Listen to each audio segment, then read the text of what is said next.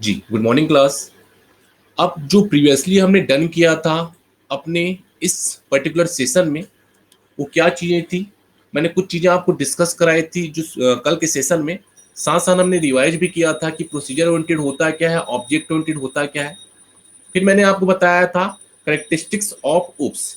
तो कुछ हमने कैरेक्टरिस्टिक्स देखे थे, जैसे ऑब्जेक्ट के बारे में हमने पढ़ा था, क्लास के बारे में हमने देखा था, इनहेरिटेंस के बारे में हमने समझा था दोस्तों, और ये हमने पढ़ा था पॉलीमॉर्फिज्म के बारे में। ये सारी चीजें हैं, ये सारे टर्म्स हमने कल देखे थे। अब चलिए हम आगे के सेशन करते हैं, क्योंकि प्रीवियसली जो सेशन हमने कंप्लीट किया था बहुत अच्छा सेशन था, जहाँ पे सारी चीजों को क्लियरली आपको डिफाइन किया गया था, बताया गया था, कुछ साथ साथ कुछ हैंड रिटन नोट्स भी आपको बताए गए थे। ये देखिए, उसका एक स्ट्रक्चर हमने बनाया है, फीचर्स बनाया है उप्स के कॉन्सेप्ट का। तो वही चीज हम आगे करने वाले हैं। तो जो नेक्स्ट कॉन्सेप्ट है जो हम पढ़ने वाले हैं स्टूडेंट, वो है आपका डेटा एब्स्ट्रैक्शन और डेटा एनकैप्सुलेशन। अगर मैं आपको एक सिंगल जी, जी, अच्छा, इनहेरिटेंस का, ओके। इनहेरिटेंस होता क्या है? सबसे पहले तो आपको ये समझना होगा कि इनहेरिटेंस होता क्या है। इनहेरिटेंस मतलब होता है जब एक क्लास की प्रॉपर्टी किसी दूसरे क्लास के द्वारा एक्सेस की जाती है। इतना आपको समझ आता है इनहेरिटेंस का मतलब? ओके। अब जो टाइप्स ऑफ इनहेरिटेंस है वो डिफरेंट टाइप्स के इनहेरिटेंस है। पहला है आपका single level inheritance. Single level inheritance जहां पे एक बेस क्लास होगा और एक चाइल्ड क्लास होगा। देखिए, अभी बस अब इतना ध्यान रखिएगा कि भाई एक बेस क्लास है और एक चाइल्ड क्लास है। बाकी जब हम मेन कॉन्सेप्ट में आएंगे तो वहां पे जब प्रोग्राम करेंगे तब समझ आएगा कि भाई हाँ, ये बेस क्लास है और एक चाइल्ड क्लास है, या जिसे मैं ड्राइव क्लास कहता हूँ, जिसे मैं सब क्लास कहता हूँ। ठीक है, तो सिंगल लेवल मतलब कहाँ, जहाँ पे एक बेस क्लास होगा और एक चाइल्ड क्लास होगा। इतना क्लियर है? चलिए, अब मल्टी लेवल की अगर हम बात करें तो मल्टी लेवल इनहेरिटेंस में यह एक ऐसा इनहेरिटेंस है जहां पे एक बेस क्लास होंगी सिर्फ, और जबकि दो या दो से अधिक डिराइव क्लास होंगी। मतलब एक सुपर क्लास होगा और दो या दो से अधिक चाइल्ड क्लास होंगी, या जिसे मैं डिराइव क्लास कहता हूं। ये मल्टी लेवल इनहेरिटेंस की बात होगी। ठीक है, जैसे आपको दिखाई दे रहा होगा मल्टीपल लेवल। ठीक है, नेक्स्ट जो है आपका मल्टीपल लेवल है। ये तो आपका मल्टी लेवल था जहां पे एक बेस क्लास होगा और मल्टीपल डिराइव क्लास होंगे। आपको ऐसे ही याद रखना होगा स्टूडेंट, क्योंकि जब हम प्रोग्राम करेंगे तो हम ऐसे ही बेस क्लास बनाएंगे और ऐसे ही डिराइव क्लास डिक्लेयर करेंगे। तो आपको ये प्रोग्राम कैसे तैयार करना होगा? आपको सिंपल जो है अपने माइंड में जो आपको ये पिक्चर दिखाई दे रहा है, ये पिक्चर आपको ड्रॉ करना होगा। और जब आपका जो माइंड है जो ये पिक्चर ड्रॉ कर लेगा, तो आप आसानी से उस प्रोग्राम को रन करा सकते हैं और कंपाइल करा सकते हैं। नेक्स्ट जो इनहेरिटेंस हमने जो पढ़ा था वो था मल्टीपल लेवल। जी।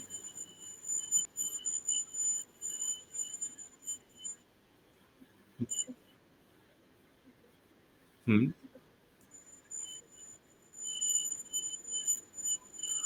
जी, मैं बता रहा हूँ उसी को। जो एरो कोसाइन जिस साइड है ना, वो उसकी प्रॉपर्टी को एक्सेस कर रहा है। मतलब जो डिराइव क्लास है जो बी है, वो ए की प्रॉपर्टी को एक्सेस कर रहा है। उसी प्रकार जो सी और बी है, बहुत ध्यान सुनेगा, जो बी और सी है, जो मल्टी लेवल की हम बात कर रहे हैं, मल्टीपल लेवल मल्टी लेवल में जो बी और सी है, मतलब जिसके साइड जो एरो गया है, वो इसकी प्रॉपर्टी को एक्सेस करने को डिनोट कर रहा है। ठीक है, मतलब डिराइव क्लास बी और डिराइव क्लास सी जो है, देखो बी जो है ए की प्रॉपर्टी को एक्सेस कर रहा है और सी जो है बी की प्रॉपर्टी को एक्सेस कर रहा है। ये होता है एरो का डिजाइन का मतलब। अभी क्लियर हुआ?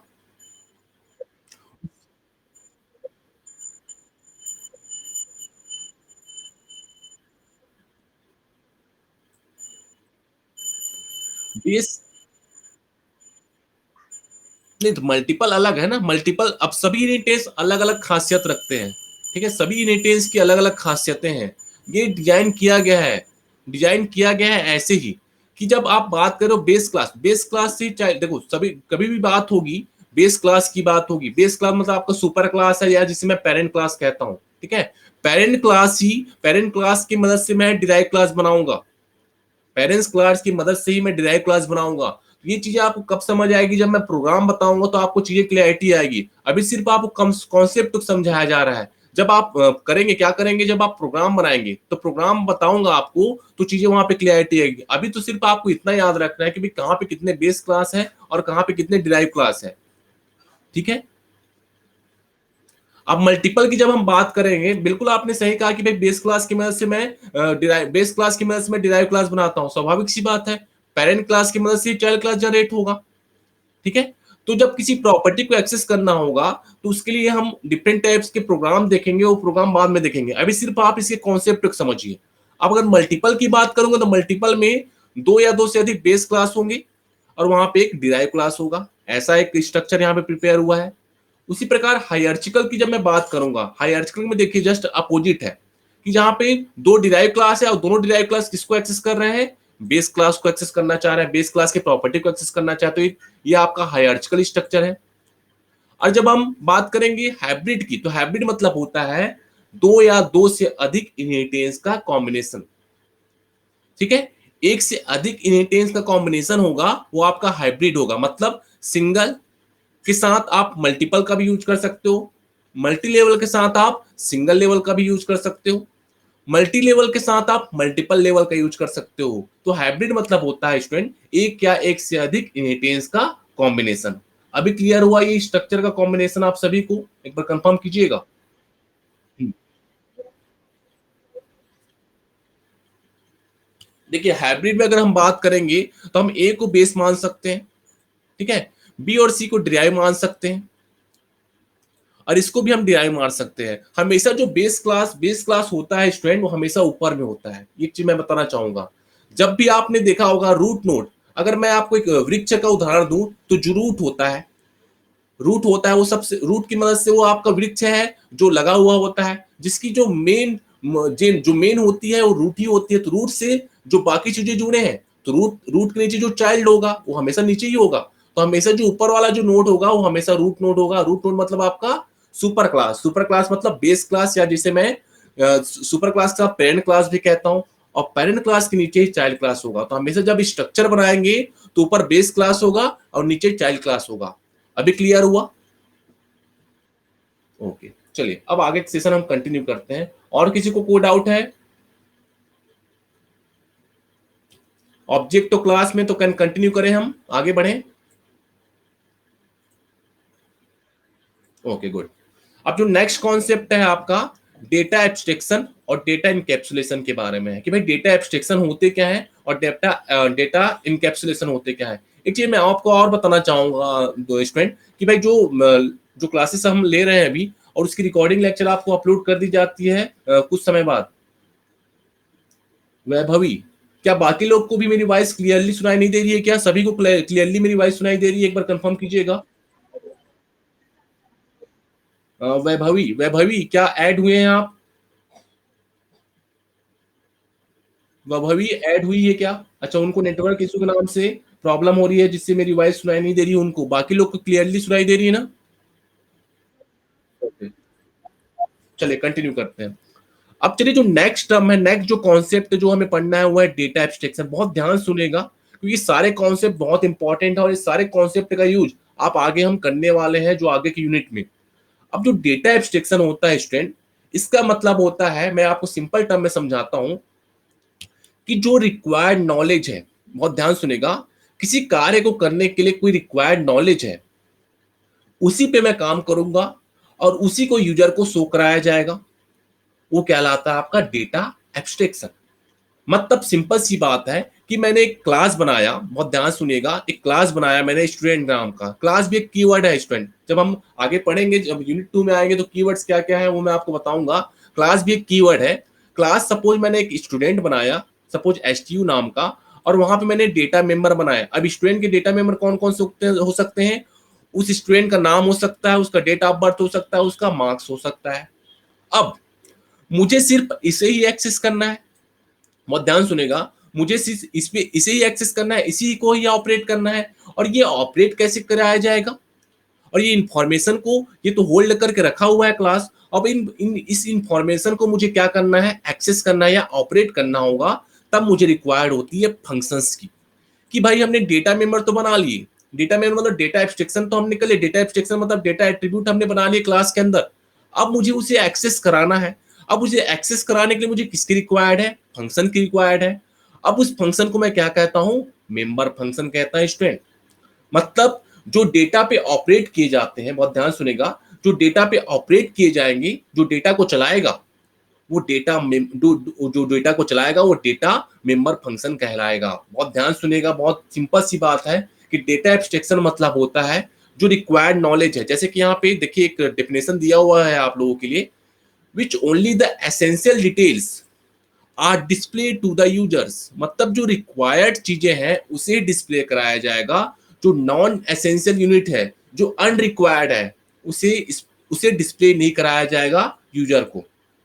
तो बहुत सिंपल सिंपल सा साफ मतलब है स्टूडेंट कि जो ऑपरेट किया जाने वाला डेटा है, जो आपने डेटा मेंबर बनाया हुआ है आपके क्लास के अंदर, उसी के ऊपर आप काम करने वाले हैं, उसी के ऊपर जो है डेटा मेंबर फंक्शन जो है ऑपरेट किए जाने वाले हैं, बाकी चीजों पर ध्यान नहीं देगा। मतलब जो एसेंशियल चीजें हैं जिस पे आप काम करने वाले हो, उसी आवश्यक नॉलेज पे वो डेटा जो है उस डेटा पे ऑपरेट किया जाएगा, बाकी नॉन एसेंशियल चीजों को डिस्प्ले नहीं कराया जाएगा यूजर को। तो डेटा एब्स्ट्रैक्शन का कॉन्सेप्ट क्लियर है आप सभी को, एक बार कंफर्म कीजिएगा। Okay, good, very good. मतलब एक सिंगल स्टेटमेंट में बोलता हूं, जो एसेंशियल चीजें हैं उसे डिस्प्ले कराया जाएगा यूजर को, नॉन एसेंशियल चीजों को डिस्प्ले नहीं कराया जाएगा। एक सिंगल स्टेटमेंट में इसका आंसर है डेटा एब्स्ट्रैक्शन का। ठीक है, चलिए नेक्स्ट। नेक्स्ट है डेटा इनकैप्सुलेशन। अब देखिए इनकैप्सुलेशन में एक वर्ड छुपा हुआ है, कैप्सूल। कैप्सूल आपने नाम सुना है? कैप्सूल आपने खाए भी होंगी, सुना है कि नहीं जी कैप्सूल, है ना? अब कैप्सूल में आपने देखा होगा दो तरह की कलर होती है, कभी कभी वो येलो भी होता है, कभी कभी रेड होता है। अब कैप्सूल के हिसाब से अलग अलग डिशेज के हिसाब से वो कैप्सूल आता है। अब वो कैप्सूल के अंदर ये आपने देखा होगा, ये जो कंपोनेंट है ये भरे हुए होते हैं, ये भरे होते हैं ना। अब इस कंपोनेंट जो है, ये कंपोनेंट है इस सिंगल यूनिट में सेफ है, सुरक्षित है।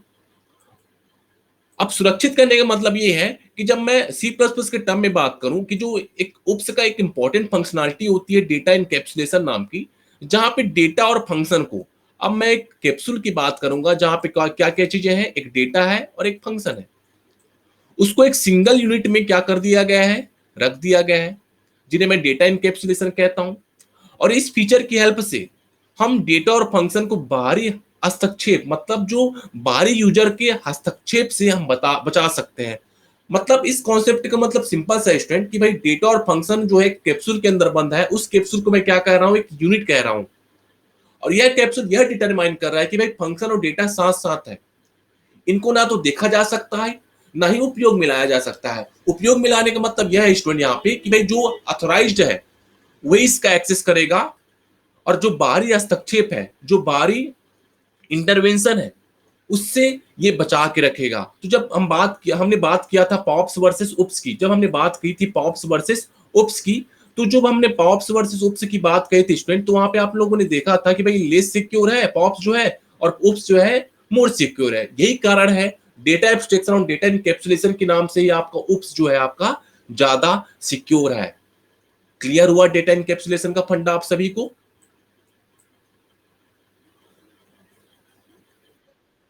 ओके, तो हमने जो दो टर्म्स देखा, डेटा एब्स्ट्रैक्शन और एक हमने देखा डेटा इनकैप्सुलेशन।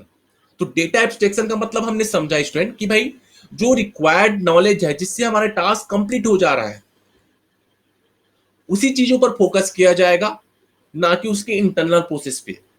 नेक्स्ट टर्म हमने सीखा डेटा इनकैप्सुलेशन क्या होता है, जो कि एक इंपॉर्टेंट फंक्शनलिटी है आपकी सी प्लस प्लस का, उप्स का, जहां पे डेटा और फंक्शंस को एक पैकेट में, एक सिंगल यूनिट में रखा जा रहा है, जिससे बाहरी इंटरवेंशन है, एक्सटर्नल इंटरवेंशन से हम उसे बचा सके।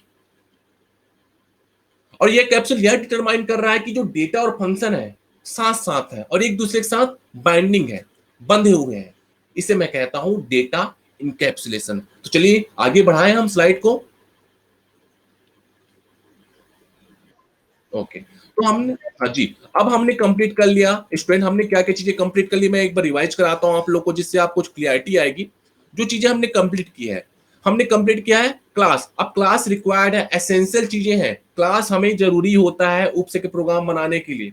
जब मैं उपसे कॉन्सेप्ट यूज करूंगा तो क्लास, एक क्लास जरूरी है। उसके बाद हमने क्लास के प्रॉपर्टी को अगर एक्सेस करना है तो मैं ऑब्जेक्ट का यूज करता हूँ। ठीक है, क्लास के मेंबर फंक्शन को और डेटा मेंबर को एक्सेस करना है तो मैं ऑब्जेक्ट यूज करता हूँ।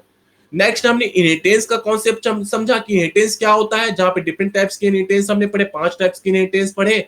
अब सभी इनहेरिटेंस की अपनी अपनी खासियतें हैं जो हमने पढ़ी, जहां पे रीयूज एबिलिटी का कॉन्सेप्ट यूज होता है। फिर हमने देखा पॉलीमॉर्फिज्म में कॉन्सेप्ट देखा। पॉलीमॉर्फिज्म मतलब जहां पे कॉन्सेप्ट यूज होता है आपकी कंपाइल टाइम पॉलीमॉर्फिज्म का और रन टाइम पॉलीमॉर्फिज्म का। उसके बाद हमने सीखा इनकैप्सुलेशन के बारे में भाई कि इनकैप्सुलेशन क्या होता है, जहां पे डेटा और फंक्शन जो है एक दूसरे के साथ बंधे हैं एक सिंगल कैप्सूल में, उसे मैंने कहा इनकैप्सुलेशन। फिर हमने बात कही डेटा एब्स्ट्रैक्शन की। अब डेटा एब्स्ट्रैक्शन क्या होता है, जो रिक्वायर्ड नॉलेज है, जो एसेंशियल नॉलेज है उसे ही दिखाया जाएगा, उसे डिस्प्ले कराया जाएगा, बाकी चीज बाकी इंटरनल प्रोसेस को नहीं दिखाया जाएगा, वो एब्स्ट्रैक्शन का टर्म है, ये हमने पढ़ा। एक और टर्म हमारा बचा हुआ है, वो है आपका डायनेमिक बाइंडिंग और मैसेज पासिंग। यहाँ पे कुछ मिसिंग हो गया है, यहाँ पे मैसेज पासिंग है ये, ठीक है, ये जो मैंने हेडिंग दिया हुआ है मैसेज पासिंग का है। अब देखिए दो इंपॉर्टेंट टर्म्स आपके बचे हुए हैं। अभी तो मैं मैसेज पासिंग को बताऊंगा, क्योंकि मैं डायनेमिक बाइंडिंग को इसलिए अभी नहीं बता रहा हूं क्योंकि आगे की स्लाइड में आपको दोनों बाइंडिंग को समझाऊंगा मैं, स्टैटिक बाइंडिंग को और डायनेमिक बाइंडिंग को, तो इसलिए मैं भी इस टर्म को अभी छोड़ रहा हूं। मैं आगे जब आपको पढ़ाऊंगा स्टैटिक बाइंडिंग, जैसे कि आप ये देखिए स्टैटिक बाइंडिंग और डायनेमिक बाइंडिंग में डिफरेंस मैंने बताया हुआ है, वो आगे मैं बताऊंगा आपको, इसलिए मैं अभी इसे छोड़ रहा हूँ, ठीक है। तो अब जो लास्ट जो इसका इंपॉर्टेंट फीचर है वो है आपका मैसेज पासिंग, ठीक है। चलिए डायनेमिक बाइंडिंग का नाम आया तो इसको समझ लेते हैं। क्या लिखा हुआ देखिए, इसे मैं रन टाइम पॉलीमॉर्फिज्म में कहता हूं। जब फंक्शन कॉलिंग के लिए फंक्शन को कॉल किए जाने वाले टाइप ऑफ आर्गुमेंट का उपयोग उप समय किया जाता है, तभी इस प्रोसेस को डायनेमिक बाइंडिंग कहा गया है। तो डायनेमिक बाइंडिंग का कॉन्सेप्ट हम पढ़ेंगे वर्चुअल फंक्शन में, और वर्चुअल फंक्शन का कॉन्सेप्ट आप कहां पे पढ़ोगे, इनहेरिटेंस में। कहां पे पढ़ोगे स्टूडेंट, इनहेरिटेंस में, ठीक है। तो वर्चुअल फंक्शन का कॉन्सेप्ट आप पढ़ोगे इनहेरिटेंस में, जहां पे आपका कॉन्सेप्ट आएगा डायनेमिक बाइंडिंग का। तो अभी सिर्फ आप इतना याद रखिएगा, यह एक प्रकार का रन टाइम पॉलीमॉर्फिज्म है। क्या स्टूडेंट, रन टाइम पॉलीमॉर्फिज्म होता है, याद रखेंगे। जो नेक्स्ट टर्म है आपका मैसेज पासिंग। अब मैसेज पासिंग क्या होता है समझिएगा, it is the process of passing data between object of same class and different class. क्या मतलब समझा आप लोगों ने, एक मिनट में आपको एक और अच्छे से समझाता हूं, पूरा सब चीजों को इरेज करता हूं पहले, ठीक। अब जो मैसेज पासिंग की हम बात करते हैं, मैसेज पासिंग जब, बहुत ध्यान सुनिएगा, जब कोई क्लास है और यहाँ पे कोई ऑब्जेक्ट है, ये क्लास 1 है, एक हम बनाते हैं क्लास 2, ये क्लास 2 है और ये उसका ऑब्जेक्ट है। सपोज मैंने इस ऑब्जेक्ट का नाम दे दिया O2, इस ऑब्जेक्ट का नाम दे दिया मैंने O1। अब यहाँ पे क्या बात हो रही है, it is the process of passing data. Passing data मतलब यहाँ पे जो पासिंग हो रही है, किसकी किसकी पासिंग की जा रही है, डेटा की पासिंग की जा रही है स्टूडेंट। किसकी पासिंग की जा रही है, डेटा की। कि जो ऑब्जेक्ट है, जो ऑब्जेक्ट है उसकी मदद से उस डेटा को एक क्लास से दूसरे क्लास में पहुंचाया जा रहा है, उसे मैं क्या कहता हूं, मैसेज पासिंग कहता हूं। मतलब सिंपल सी बात है कि जो ऑब्जेक्ट ओरिएंटेड प्रोग्रामिंग है, जहां पे मल्टीपल ऑब्जेक्ट होते हैं, जहां पे मल्टीपल ऑब्जेक्ट कलेक्शंस होता है, जो आपस में एक दूसरे को आवश्यकता पड़ने पर मैसेज सेंड भी कर सकते हैं। ये देखिए, हम ये चीजें हमें दिखती नहीं है, जब हम प्रोग्राम बनाते हैं तो वो चीजें वो ऑटोमेटिकली जो है Turbo C plus plus compiler जो है ऑटोमेटिकली वो कर देता है। तो जब मैसेज सेंड भी होता है, रिसीव भी होता है, मतलब एक दूसरे के साथ वो डेटा क्या कर रहे हैं, आदान प्रदान कर रहे हैं स्टूडेंट। एक दूसरे के साथ डेटा का क्या कर रहे हैं, आदान प्रदान करते हैं। और किसकी मदद से डेटा का आदान प्रदान हो रहा है, आपके क्लास के ऑब्जेक्ट की मदद से, जहां पे मल्टीपल ऑब्जेक्ट हैं और ऑब्जेक्ट क्या कर रहे हैं, एक दूसरे के साथ डेटा का आदान प्रदान कर रहे हैं। अगर मैं आपको मैसेज पासिंग के टर्म्स को और बेहतर तरीके से समझाऊं तो ये एक एग्जांपल यहाँ पे आपको हैंड रिटन नोट्स में प्रोवाइड किया गया है मेरे द्वारा। जैसे कोई इंप्लॉय है, ठीक है, इंप्लॉय है एक प्रकार का ऑब्जेक्ट है, हमने माना है। सैलरी जो है एक मैसेज है और नेम जो है उसका इंफॉर्मेशन है। मैंने इस समझाने के लिए किया है कि भाई इंप्लॉय एक ऑब्जेक्ट है, सैलरी उसका मैसेज है और नेम उसका इंफॉर्मेशन है। तो आप इस एग्जांपल को अपने कॉपी में लिख सकते हैं, जिससे आप इसको बेहतर तरीके से समझेंगे। और ये वाला जो डायग्राम है, ये डायग्राम जो मैंने बताया, इस डायग्राम को भी आप आसानी से अपने कॉपी में लिख सकते हैं, क्योंकि बहुत अच्छे अच्छे डायग्राम है, जहां पे मैंने आपको समझाया कि भाई जो डिफरेंट जो क्लासेस है वो अपने ऑब्जेक्ट की मदद से डेटा का क्या करते हैं, एक दूसरे की आवश्यकता पड़ने पर डेटा का आदान प्रदान करते हैं, उसे मैं कहता हूं मैसेज पासिंग। क्लियर हुआ मैसेज पासिंग स्टूडेंट, आप सभी को एक बार कंफर्म कीजिएगा। ओके, अब टोटल हमने सारे फीचर्स रीड कर लिए स्टूडेंट। पहला, सबसे पहला था क्लास, फिर दूसरा कौन सा था, जल्दी से दूसरा कौन सा था, तीसरा कौन सा था? Formal inheritance, very good. और next data abstraction, data encapsulation, dynamic binding, message passing. ठीक है, ओके। टोटल 7 इंपॉर्टेंट कॉन्सेप्ट हमने पढ़े, टोटल 7 इंपॉर्टेंट फीचर पढ़े सी प्लस प्लस की। और आपसे ये क्वेश्चन अराइज होता है 5 नंबर या 7 नंबर का, कभी कभी 10 नंबर के भी क्वेश्चन इससे अराइज होते हैं। तो बहुत इंपॉर्टेंट कॉन्सेप्ट था आपके उक्स का जो हमने अभी देखा। ये देखिए, ये मैं एक बार स्लाइड को फिर से रिवाइज करा रहा हूँ आप लोग को। बहुत अच्छी स्लाइड है, बहुत अच्छे नोट्स आपको प्रोवाइड किए गए हैं, और उम्मीद है कि आप जब भी नोट्स प्रिपेयर करेंगे इस स्लाइड की मदद से आप अच्छे नोट्स ही प्रिपेयर करेंगे। ठीक है स्टूडेंट, चलिए। तो ये तो बात हो गई आपके किसकी, उपस के कॉन्सेप्ट की। तो अब हमने क्या क्या रिवाइज, हाँ जी, हाँ डायनेमिक बाइंडिंग को लिख सकते हो। डायनेमिक बाइंडिंग मतलब रन टाइम पॉलीमॉर्फिज्म है, आप उसको से मेंशन कर सकते हैं, कोई दिक्कत नहीं है। ओके, अब हमने क्या क्या चीजें पढ़ लिया अभी तक। हमने इस सेशन में यूनिट 1 में एक बार रिवाइज करा देता हूं आपको, क्योंकि आपको ये माइंड में रहना चाहिए कि भाई हमने क्या क्या चीजें पढ़ ली अभी तक। हमने क्या क्या चीजें पढ़ी स्टूडेंट? पॉप्स वर्सेस उप्स, पॉप्स वर्सेस उप्स पढ़ा, वेरी गुड। फिर हमने देखा, फिर हमने क्या देखा? सी प्लस प्लस का एक इंट्रोडक्शन देखा कि भाई सी प्लस प्लस कैसे आया। ठीक है, सी प्लस प्लस को क्या खासियत थी, क्यों इसे प्रीफर किया जाता है। नेक्स्ट नेक्स्ट हमने पढ़ा कॉन्सेप्ट ऑफ उप्स। क्या पढ़ा दोस्तों? Concept of OOPs, concept of OOPs. जहां पे मैंने टोटल आपको 7 से 8 कॉन्सेप्ट पढ़ा है, जो कि इंपॉर्टेंट कॉन्सेप्ट है। अब जो नेक्स्ट जो टॉपिक है जो हमें पढ़ना है वो है आपका static binding versus dynamic binding. देखिए प्रोग्राम तो बना हुआ है, लेकिन प्रोग्राम मैं आपको बाद में बताऊंगा, क्योंकि प्रोग्राम इसलिए मैंने यहाँ पे रख दिया है क्योंकि जब हम प्रोग्रामिंग में आएंगे, अभी तो थ्योरेटिकल पोर्शन चल रहा है इसलिए, लेकिन तब भी मैंने अब प्रोग्राम को मेंशन कर दिया है कि भाई प्रोग्राम कैसे बनता है, और ये ऑलरेडी आपके टर्बो सी प्लस से बना हुआ है। तो अभी मैं सिर्फ इसकी डेफिनेशन की बात करूंगा। जब ये कॉन्सेप्ट आएगा, जब हम पॉलीमॉर्फिज्म कॉन्सेप्ट पढ़ेंगे, तो उस पॉलीमॉर्फिज्म में आपको ये कॉन्सेप्ट आपको बताऊंगा। तो अभी ये ध्यान में रखिएगा, फोकस में रखिएगा कि भाई हमें ये कॉन्सेप्ट पढ़ना है। ठीक है, तो कॉन्सेप्ट तो अब हम पढ़ेंगे ही अभी, साथ साथ जो प्रोग्राम की मैं बात करूंगा वो किसमें बात करूंगा? पॉलीमॉर्फिज्म में बात करूंगा। क्लियर है? ओके, तो अब जो स्टैटिक बैंडिंग है, स्टैटिक बैंडिंग की हम बात कर रहे थे। अच्छा, जो मैंने एक आपको गूगल फॉर्म दिया था, गूगल फॉर्म सभी ने फिल किया हुआ है? Okay, very.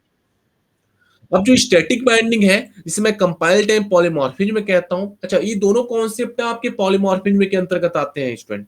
ये जो दोनों कॉन्सेप्ट है, स्टैटिक बाइंडिंग और आपका डायनेमिक बाइंडिंग, तो ये दोनों एक्चुअली क्या है आपके इसमें दे दिया है, क्योंकि ये उप्स के कॉन्सेप्ट के अंतर्गत है। तो मैंने सोचा कि आपको एक इसका एक प्रोग्राम भी आपको यहाँ पे डिनोट कर दूं, इंडिकेट करा दूं, और आपको साथ साथ इसके कॉन्सेप्ट के बारे में बता दूं। जब आप पॉलीमॉर्फिज्म पढ़ेंगे तो आपको कॉन्सेप्ट याद रहेगा कम से कम। तो चलिए इसके थ्योरेटिकल पोर्शन को पढ़ लेते हैं कि क्या होता है ये। तो स्टैटिक बाइंडिंग को हम अर्ली बाइंडिंग या कंपाइल टाइम पॉलीमॉर्फिज्म में कहते हैं। अब नाम से समझ आ रहा है दोस्तों कि भाई स्टैटिक बाइंडिंग मतलब जो सारी जो बाइंडिंग होगी, मतलब जो डेटा की बाइंडिंग होगी वो किस टाइम में हो जाएगी? कंपाइल टाइम में हो जाएगी। इसमें क्या होता है स्टूडेंट, ध्यान दीजिएगा, इसमें जो फंक्शन कॉल की मैचिंग जो होती है सही फंक्शन डिफिनेशन के साथ कंपाइल टाइम में होती है। अब जो फंक्शन कॉल और फंक्शन डिफिनेशन किसके अंतर्गत आते हैं? आपके फंक्शन के पार्ट के अंतर्गत आते हैं। फंक्शन जो होता है, फंक्शन हम जब भी बनाते हैं तो 3 पार्ट्स में डिवाइड है, एक फंक्शन डिक्लेरेशन, एक फंक्शन कॉलिंग और एक फंक्शन डिफिनेशन। तो यहाँ पे चीजें क्या बोली जा रही है स्टूडेंट, ध्यान दीजिएगा कि जब फंक्शन कॉलिंग की मैचिंग जो है सही फंक्शन डिफिनेशन के साथ किस टाइम में हो जाती है? कंपाइल टाइम में हो जाती है, तो क्या कहलाता है? आपका स्टैटिक बाइंडिंग कहलाता है। साथ साथ जो स्टैटिक बाइंडिंग का कॉन्सेप्ट है, हम ऑपरेटर ओवरलोडिंग और फंक्शन ओवरलोडिंग का भी प्रयोग करके प्राप्त कर सकते हैं। ठीक है, और ये जो बाइंडिंग होती है कंपाइल टाइम में होती है, इसलिए ये जो प्रोग्राम का एग्जीक्यूशन होता है यहाँ पे फास्ट होता है। प्रोग्राम का जो एग्जीक्यूशन होगा स्टैटिक बाइंडिंग में फास्ट होता है। तो समझिएगा स्टैटिक बाइंडिंग मतलब जो सारी चीजें घटित होगी, ये सारा इवेंट जनरेट हुआ किस टाइम में होगा? कंपाइल टाइम में, जिसे मैं अर्ली बाइंडिंग भी कहता हूं। क्या कहता हूं स्टूडेंट? अर्ली बाइंडिंग भी कहता हूं। तो ये कॉन्सेप्ट बहुत सिंपल सा कॉन्सेप्ट है स्टैटिक बाइंडिंग का, जो आप पूरा कॉन्सेप्ट जो पूरा प्रोग्राम है आप कहाँ पे पढ़ने वाले हो? कहाँ पे? पॉलीमॉर्फिज्म के अंतर्गत पढ़ने वाले हो। चलिए, एक बचा है आपका डायनेमिक बाइंडिंग। अब डायनेमिक बाइंडिंग को भी समझ लेते कि डायनेमिक बाइंडिंग होती क्या है। स्टैटिक बाइंडिंग क्लियर है? तो चलिए एक बार मैं रिवाइज कराता हूँ। स्टैटिक बाइंडिंग मतलब होता है अर्ली बाइंडिंग, या जिसे मैं कंपाइल टाइम पॉलीमॉर्फिज्म कहता हूँ, जहां पे जो बाइंड करना होता है डेटा और फंक्शन को किस टाइम में हो जाता है, कंपाइल टाइम में हो जाता है, जहां पे फंक्शन कॉल की मैचिंग जो है सही डेफिनेशन के साथ कंपाइल टाइम में हो जाती है। इसका जो कॉन्सेप्ट है, स्टैटिक बाइंडिंग का जो कॉन्सेप्ट है, इसका जो यूज है ऑपरेटर ओवरलोडिंग और फंक्शन ओवरलोडिंग का प्रयोग करके प्राप्त किया जा सकता है, क्योंकि जो ये दोनों कॉन्सेप्ट आपको पढ़ने हैं पॉलीमॉर्फिज्म के अंतर्गत। चूंकि आपको ये भी पता है कि जो कंपाइल टाइम में सारी बाइंडिंग हो जाती है, इसलिए इसका जो एग्जीक्यूशन होता है प्रोग्राम को रन करने का टाइम जो होता है, बहुत कम समय में ये सारी चीजें एग्जीक्यूशन हो जाती है, इसलिए ये फास्ट होती है। इसलिए मैं इसे स्टैटिक बाइंडिंग कहता हूं स्टूडेंट। चलिए नेक्स्ट है आपका डायनेमिक बाइंडिंग। अब समझते हैं डायनेमिक बाइंडिंग के बारे में। डायनेमिक बाइंडिंग होती क्या है? हम इसे कहते हैं लेट बाइंडिंग या रन टाइम पॉलीमॉर्फिज्म। जहां पे मैंने आपसे कहा कि भाई मैं आपको कॉन्सेप्ट पढ़ाऊंगा वर्चुअल फंक्शन का। किसका कॉन्सेप्ट बताऊंगा? वर्चुअल फंक्शन का। जहां हाँ, वर्चुअल फंक्शन का, और साथ साथ ये तो बात होगी वर्चुअल फंक्शन की, और साथ साथ हम बात करेंगे प्योर वर्चुअल फंक्शन की। अभी सिर्फ नाम याद रखिएगा। और प्योर वर्चुअल फंक्शन के अंतर्गत हम पढ़ेंगे एब्स्ट्रैक्ट क्लास। क्या पढ़ेंगे हम? Abstract class. इतना याद रखिएगा। तो डायनेमिक बाइंडिंग को हम लेट बाइंडिंग भी कहते हैं, और जिसे मैं रन टाइम पॉलीमॉर्फिज्म भी कहता हूं। मेरी वॉइस तो क्लियर आ रही है स्टूडेंट? जितने भी रोल है सभी को क्लियर है? क्योंकि मैंने बीच बीच में पूछना पड़ रहा है, क्योंकि आज थोड़ा नेटवर्क इशू है, इस नाम से माफी चाहूंगा आप सभी से। क्लियर है? इस बाइंडिंग को मैं, ये बाइंडिंग कब होती है? रन टाइम में होती है। इसमें जो है फंक्शन कॉल की मैचिंग जो है फंक्शन डेफिनेशन के साथ कब होगी? रन टाइम में होगी। यहां पे कब होती थी? कंपाइल टाइम में होती थी। यहां पे कब होगी? रन टाइम में होगी। कंपाइल करने के लिए मैं कौन से कीवर्ड यूज करता हूं? आप सभी को पता होगा कौन से कीवर्ड होता है टर्बो सी प्लस में कंपाइल करने के लिए। जल्दी से, कंपाइल करने के लिए कौन से कीवर्ड होता है स्टूडेंट?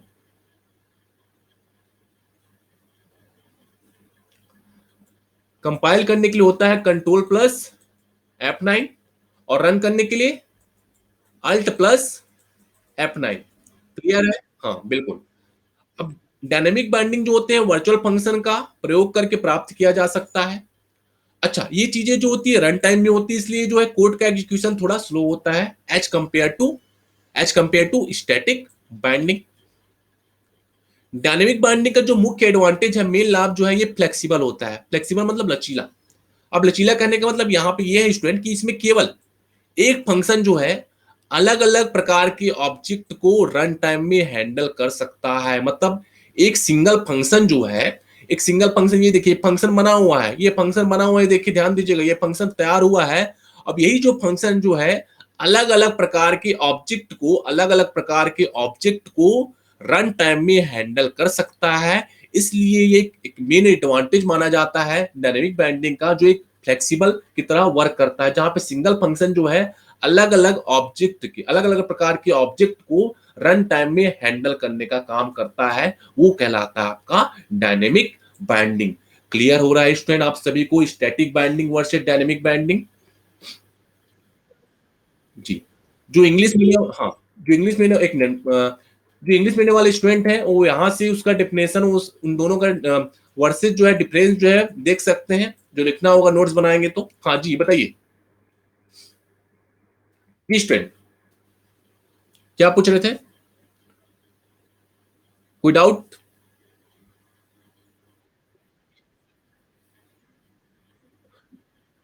नहीं नहीं, अभी छोड़ दीजिएगा। अभी सिर्फ इन दोनों के थ्योरेटिकल नोट्स को लिखिएगा। प्रोग्राम आप कब लिखोगे? जब मैं पॉलीमॉर्फिज्म में बताऊंगा आप लोग को, तब ये दोनों प्रोग्राम लिखिएगा। लेकिन आपके तो नोट्स में है ये। ठीक है, नोट्स में तो आप कभी भी लिख सकते हो, उसके लिए कोई दिक्कत नहीं है। तो जब स्टैटिक बाइंडिंग की मैं बात करूंगा, तो स्टैटिक बाइंडिंग में आप दो चीजें पढ़ेंगे, अभी से याद रखिएगा, फंक्शन ओवरलोडिंग, ऑपरेटर ओवरलोडिंग। और जब डायनेमिक बाइंडिंग की बात करेंगे, जिसे मैं रन टाइम पॉलीमॉर्फिज्म में कहता हूं, वहां पे आप दो कॉन्सेप्ट पढ़िएगा, वर्चुअल फंक्शन और प्योर वर्चुअल फंक्शन का। ठीक है? Clear student? ओके। अब देखिएगा, ये तो बात हो, हाँ, हिंदी भी नोट्स मैंने प्रोवाइड किया है, देखिए। ऑब्जेक्ट का, क्लास का, डेटा एब्स्ट्रैक्शन का, इनहेरिटेंस का। लेकिन नोट्स तो बहुत अच्छे नोट्स हैं जो आपको बेहतर बनाएंगे स्टूडेंट। जितने अच्छे नोट्स हैं उतने अच्छे स्लाइड्स भी प्रिपेयर किए गए हैं आप सभी के लिए। तो आप सभी के काम की चीजें हैं और सभी को आप बेहतर तरीके से नोट्स प्रिपेयर कीजिएगा। ठीक है। कुछ दिन बाद मैं आपके नोट्स भी देखूंगा कि आपको जो अच्छा लगता है वो लिखिएगा।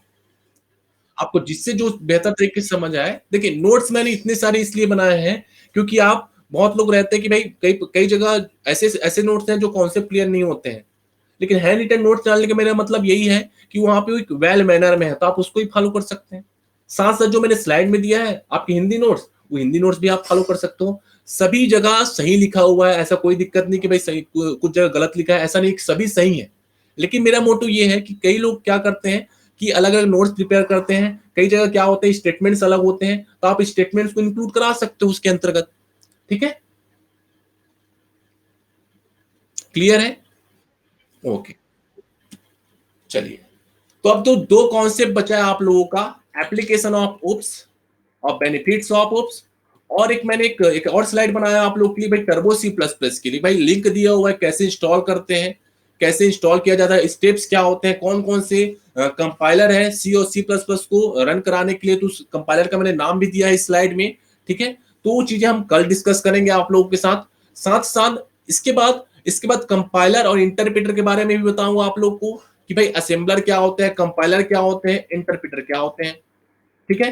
तो कल हम कुछ सिंपल से पोर्शन है, बहुत इंपॉर्टेंट पोर्शन जो आपको समझना है वो हम कल डिस्कस करेंगे। तो आज की क्लास में आप सभी को चीजें क्लियर है, एक बार कंफर्म कीजिएगा। कोई डाउट, किसी को डाउट नहीं होना चाहिए।